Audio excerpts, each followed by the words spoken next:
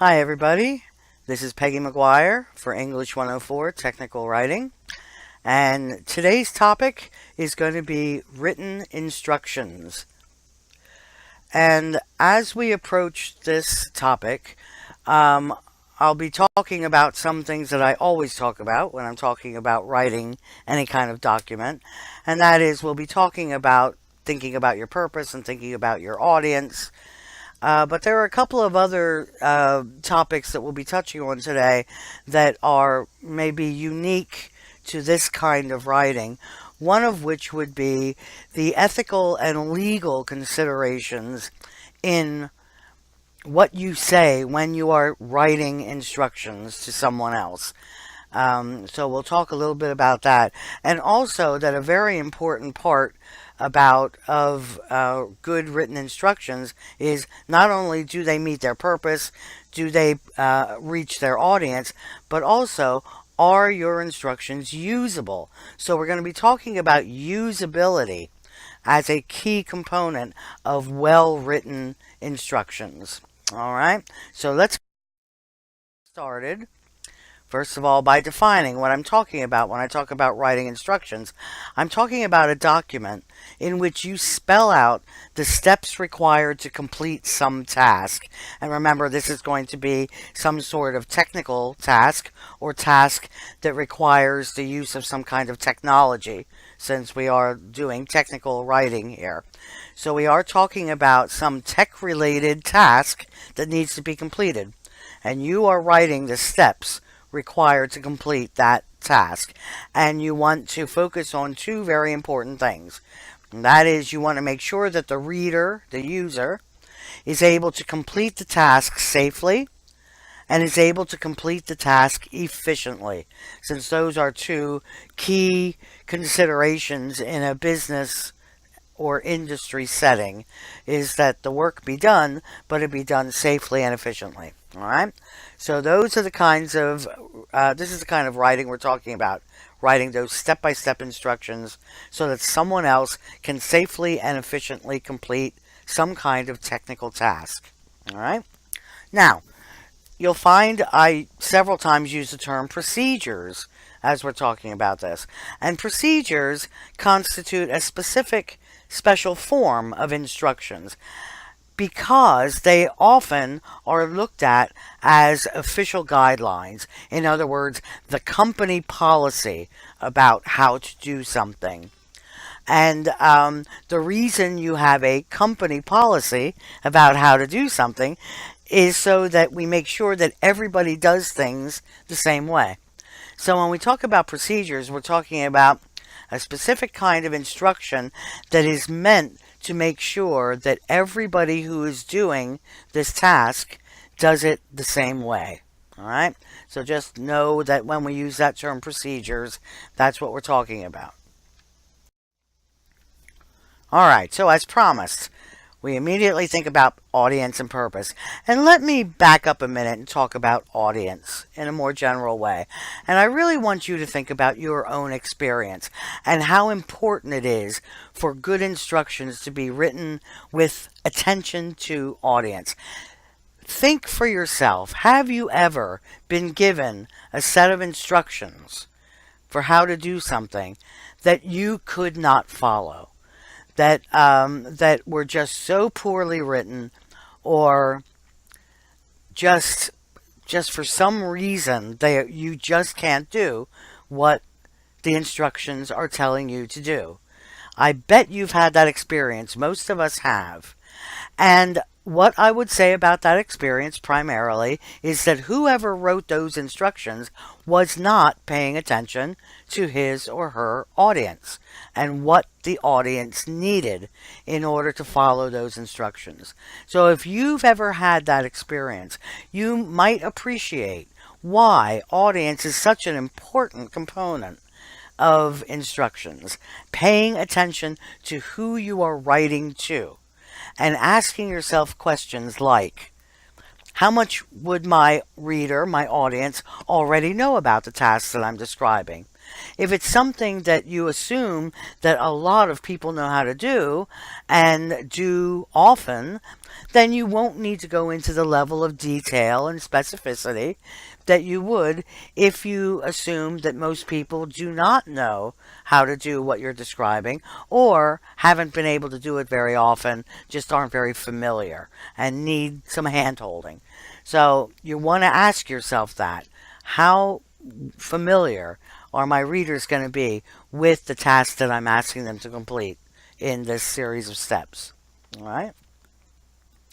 Will the reader know why the task needs to be completed? This is an interesting question to ask myself, because I assume, and one of the assumptions I make about my audience is that if they understand why they need to do something, they are more likely to want to do it. And if they're more likely to want to do it, they're more highly motivated to understand the process. So it really helps for my reader to know why the task needs to be completed. And as you'll see in a bit, that if you need to talk to your reader about the why, you're going to do that in the introduction to your instructions before you ever actually give any step-by-step instructions. All right. What, if any, materials will the reader need to complete it? Has anybody ever built a desk from IKEA? Or built some kind of furniture from somewhere, or built a child's toy, or, so you're thinking about, if, depending on what it is you're asking someone to do, are people going to need to have stuff in their hands to do it? All right. Where does the reader begin? What is the very first thing you want the reader to do? Then what comes next? That's where you start thinking in really clear, specific ways about steps. Steps in sequence that make sense without skipping anything. And this, again, is where you have to be really careful. You're thinking about, what does my audience already know?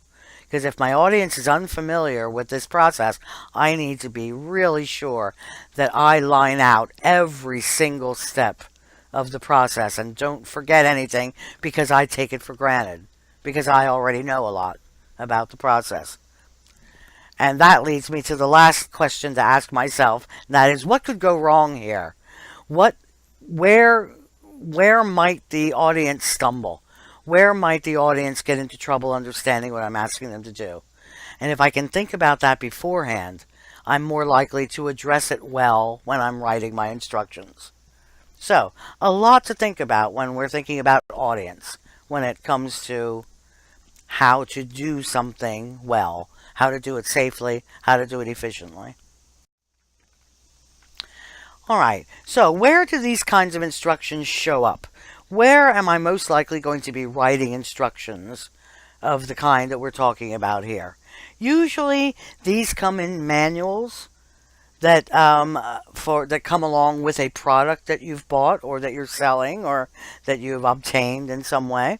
That there's some manual. Usually that manual has lots of different kinds of information in it. So you actually have to go looking for the actual instructions that tell you how to do what needs to be done. So a manual is going to be usually a fairly dense document in which you will find a set of instructions and or procedures. All right. On the other hand, if you can do it and really boil it down, you might use a reference card, just a one-pager, so that you can actually fit the entire set of steps for your instructions onto one page. If you can do that, you certainly want, less is more here. So if you can get it on a one-page card, that's great. A brochure, something that's going to be distributed to a large audience. How to do something that you want a lot of people to be able to do, so that you can actually give out brochures. Or there's the whole online thing where you hyperlink instructions, but depending on what level of specificity of information you need. All right. So if you just want a quick summary, you click here. If you need more specific guidelines, you click here. So hyperlinks allow you to do that. And then finally, online, if the company has a website and you want to make available procedures for doing something on the website, then you'll have a link online on your website that says, click here to find out how to do whatever it is you want to do. So we have lots of digital and non-digital formats for instructional documents. Okay, so let's now talk about legal and ethical considerations. And this is really critically important if you are writing instructions for a company, for a business, for any organization that might have liability, depending on what happens with the audience, the users of this procedure that you are describing. So my job, if I am writing instructions and I'm thinking about the legal and ethical requirements of my work, my job is to always be instructing readers on the proper use of a product and cautioning them, if necessary, about the possible pitfalls during proper use of a product. So instructing and cautioning, those are two key things that I want to accomplish when I'm writing instructions. So more specifically, if there are any hazards in the proper use of a product, I need to be explicitly warning my reader about that. Think about drugs. Think about we have these incredibly powerful, effective drugs, and we want people to be able to use them.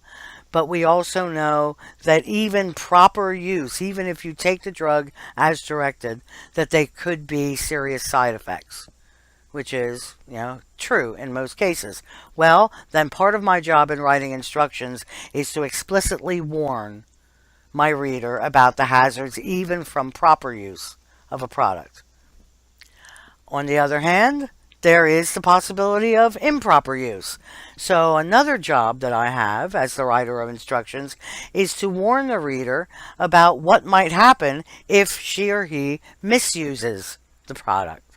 All right? What are the complications that arise if you misuse a product?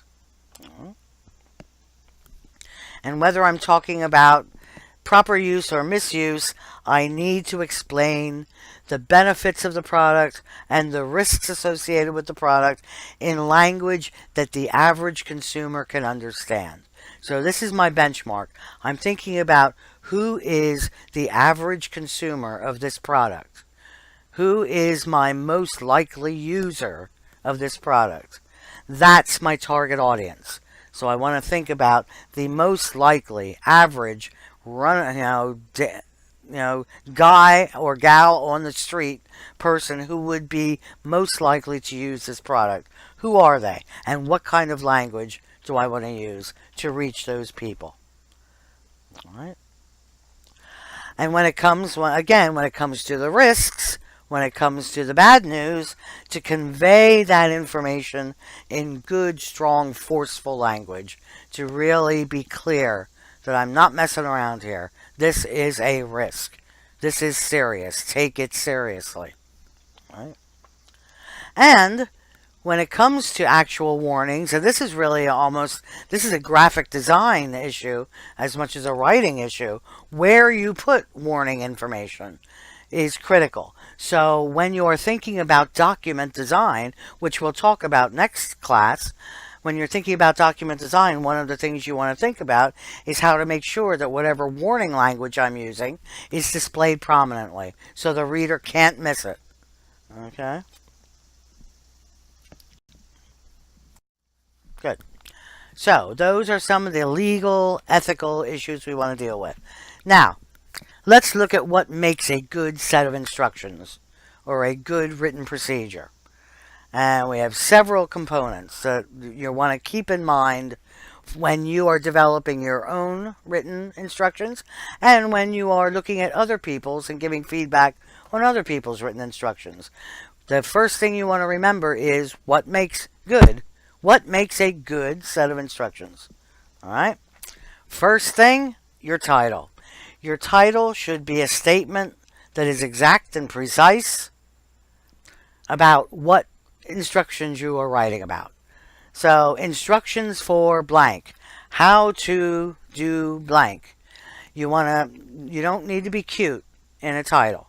You want that title to absolutely explicitly say, here is what I'm about to tell you how to do. Okay?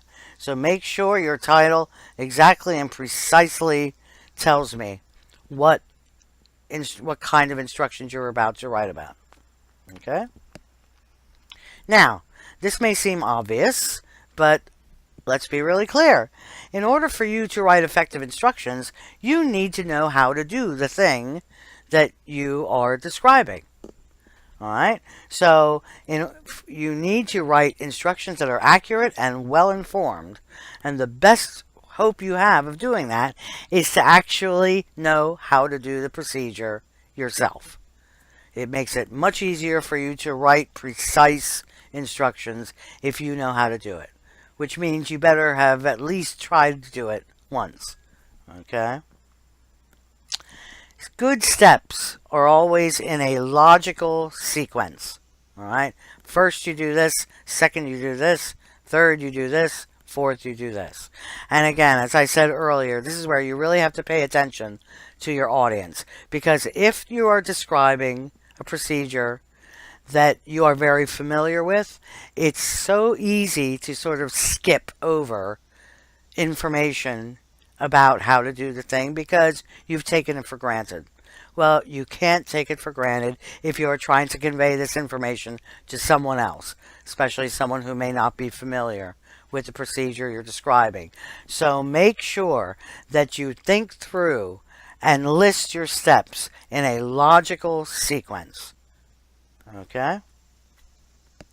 And if you are going to have warnings or precautions in your instructions, make sure you insert them right after the step that those warnings or precautions relate to. Alright, don't wait until the end and then say, okay, here are all these warnings and precautions. You want to get those necessary precautions or warnings in right at the step at which they are relevant. Alright? This is another issue that we will deal with next week, and that is visuals. Visuals are critically important for any step that it might be hard for a reader to imagine how to do. And I think this is universally true, but the other thing we want to take account of here is that different people learn differently. So for some people, the text may be all that they need in order to do what you're asking them to do. But other people are more visual learners and really, really need the graphic help in instructions on how to do something. So, wordless instructions. Instructions without text. That's what we're talking about here. These could be icons, diagrams, flowcharts, photographs, tables, illustrations of various kinds. Some way, and again, think about instructions that you've seen. You know what we're talking about here, at least with good instructions. They're going to have some kind of diagrams, some kind of pictures, some kind of visual information to help you understand the text. Okay? Which also means, by the way, and we're back to document design for a moment, that you want to have those visuals as close to the step that they are relevant to as possible. Just like what I just said about the precautions. Have your visuals as close as possible to the steps that they're relevant to. That way the reader doesn't have to be going all over your text to find what she or he needs. Okay? And then, again, thinking in terms of audience. Target your writing at a general audience.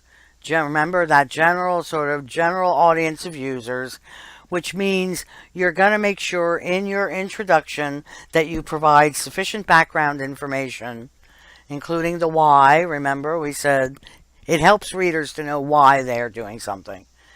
Detailed descriptions of the process in the body, and plenty of examples. All right.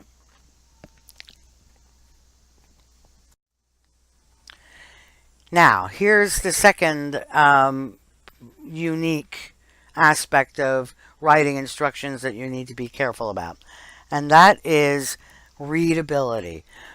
You're thinking about, does this, again, do these instructions meet my purpose? Do these instructions speak well to my audience? But also, at the end of the day, are these the instructions usable? Are they readable? Are they going to really help people do what I want them to do? All right. So how can I make sure that my instructions get understood the first time they are read? Because that's the goal here.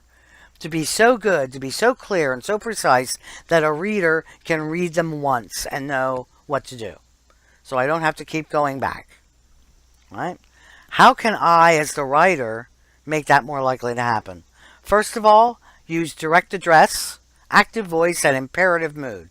And just for anybody whose grammar is a little rusty, what that means is your text is speaking directly to the reader. You are using verbs that say do this, do that, do the other thing. And you are doing that. Imperative moods basically means you are making commands. You are telling people what to do. So, first, do this. Second, do this. Third, do this. All right? Simple, direct, active voice, imperative mood. All right? Which means commands with good verbs. Assemble, connect, turn on. I mean, you're using verbs that directly address and command the reader what to do. All right? Short logical sentences. You do not need to write lovely complex sentences here. You want things to be as short and direct and clear as possible. And parallel structure. Notice, again, for those who might be a little rusty on your grammar, notice when I was talking about what these short logical sentences, I said, first, do this. Second, do this. Third, do this. Well, notice that every step that I'm saying is structured the same way. That's what we mean by parallel structure. Identical in grammatical form. So, if the first step you list has first and then a verb and then an object, then your second step is going to be second and then a verb and then an object. And your third step will be third and then a verb and then an object. That's what we mean by parallel form. Identical grammatical structure for each step in the process. This may sound like, why do we have to worry about all this grammar? But believe me, it just makes things so much clearer, so much easier to read when you do these things. Using affirmative rather than negative language. Again, do this, structure, attach, turn on, instead of don't do this, don't do that. All right, stay with positive statements as much as possible. That's what we mean by affirmative language. And then transitions. You've already heard me using some of them, the most simple ones, but you want to mark time and sequence of your steps by saying, what's the first thing I do? What's the thing that I do next? What's the thing that I do next? So we have words to help us do that. We can do first, second, third, fourth, fifth, or we can do first, next, after that. And then when we're wrapping up, you can say for the last step, finally. That, so you can use language to help the reader follow you through the steps in your sequence of instructions. Okay? All right, so that's what makes this a good set of instructions. Now, let's put it together into a document. And that document is going to have 3 main parts. Not surprising, just like any good written, just like a good written essay. It's going to have an introduction, a body, and a conclusion. All right? But what's in those is different. And let's start with the body, because the body is actually the instructions themselves. the required steps in that logical sequence, including, as necessary at each step, any warnings or cautions or further notes as needed. All right, that's the body of your instructions, the actual steps in logical sequence. All right? But what comes before the body is maybe even more important because it lays the groundwork. And that's your introduction, in which you provide any information as background that you think is necessary for what the reader will need so that she or he can get started in doing the thing that you want him or her to do. All right? And that background could include the why are we asking you to do this? What's in it for you? What benefit will you get by doing this?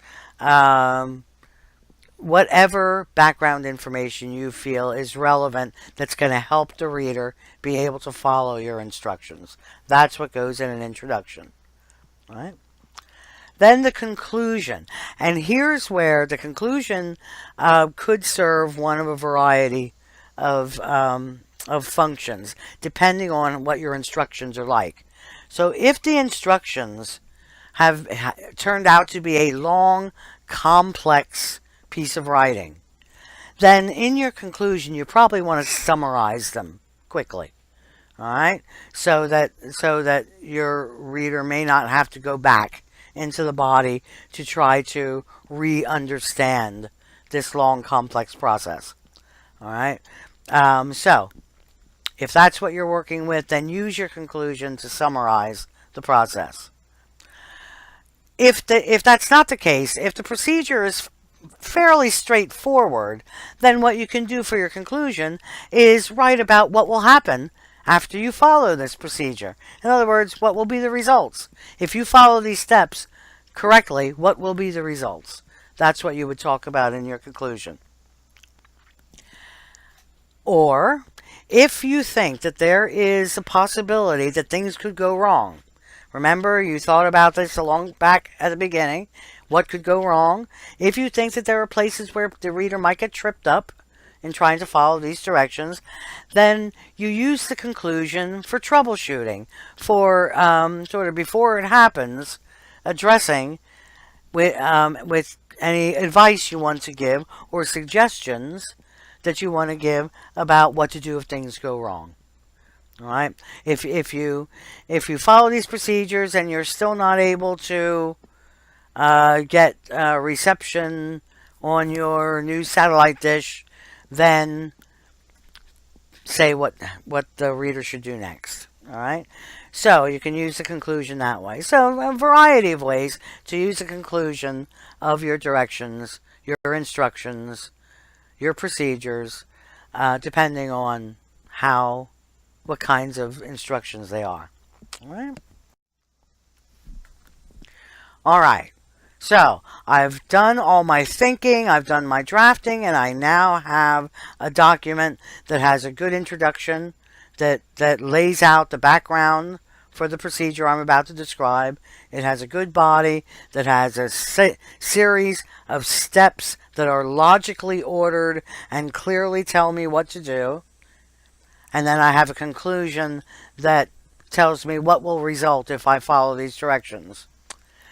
Now, how do I know whether or not someone can actually use that document to do what I want them to do? How do I find that out? The way I find it out, old school, is I test my instructions before I publish them. All right? I do what we call a usability test. All right?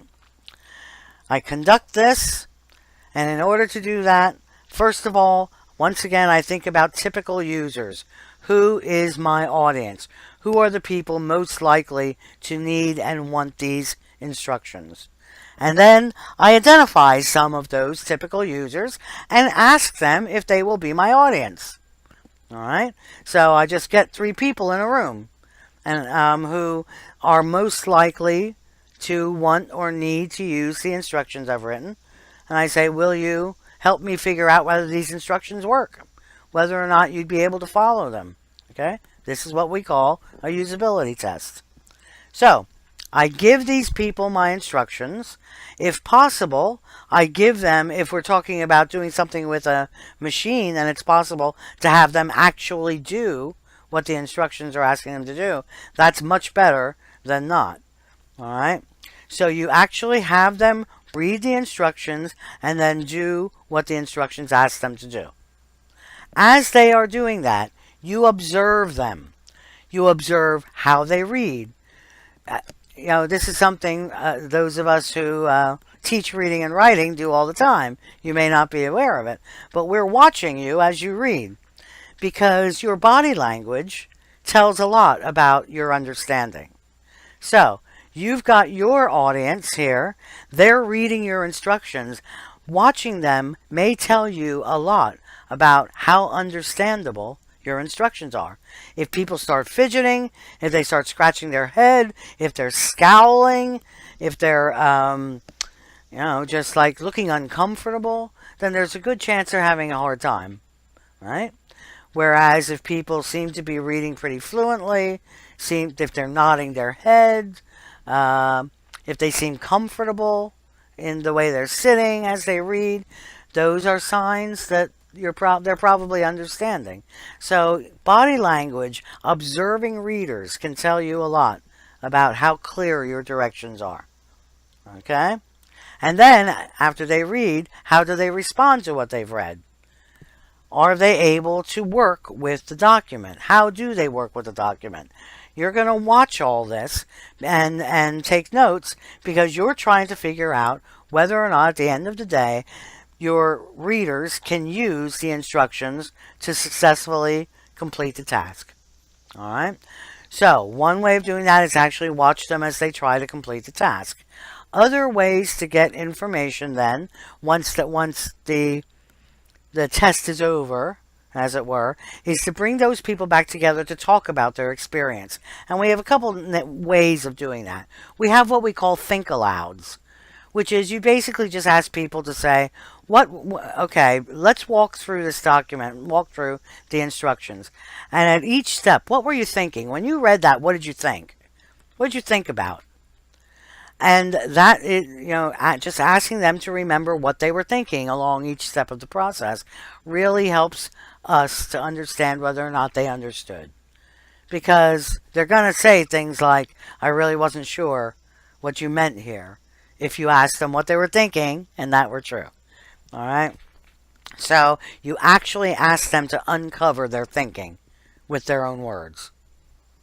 Or you could just treat the group as a focus group where you create a set of questions and directly ask them the questions about their experience. So those are just two ways to work with a group after they have done this usability test to really get additional good, solid information. So now you have your observations of them doing the task, reading the document and doing the task, and you have whatever information you gain from follow-up think alouds or focus groups. So now you look at that information and say, based on that information, do I need to revise this document to be sure that it's usable?